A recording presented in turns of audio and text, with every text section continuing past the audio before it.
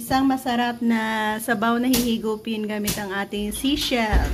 Samahan niyo ako sa simplihang pamamaraan kung paano natin gawin ang tinolang halaan.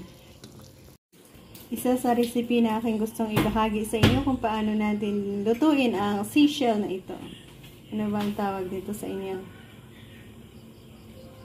So, ayan guys, before natin lutuin, hugasan muna natin sa kumukulong tubig, a blanch.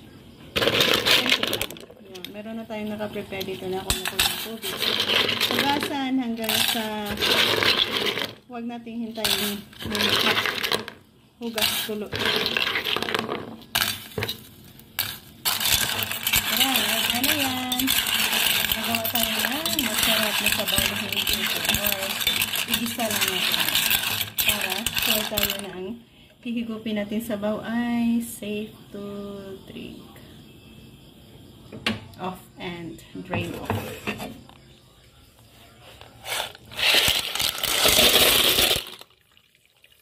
Yan, konting mantika.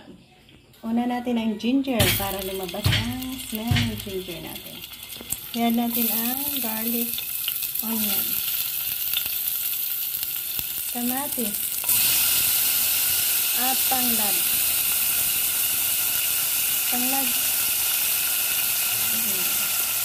Pwede na natin i-add ang ating shell at dalawang pirasong chili.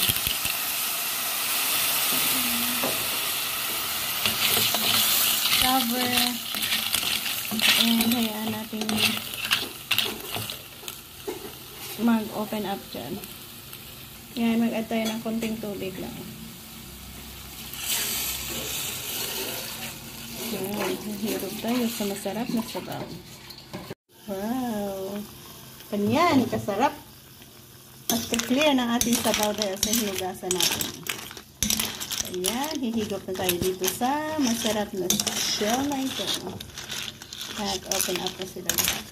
A gingery taste and a lemongrass taste. Sarap. Tikman muna natin. Wala tayong nilagay na asin dahil sa minsan kasi may dalang alat na yung ating shell na yan. Kulang sa asin. Dito na tayo mag-end. Thank you again for joining me sa ating pagluluto. Nagkaroon na naman tayo ng isa sa masarap na hihigupin gamit ang seashell na ito. Bye-bye, God bless, and happy higop time. Thank you again.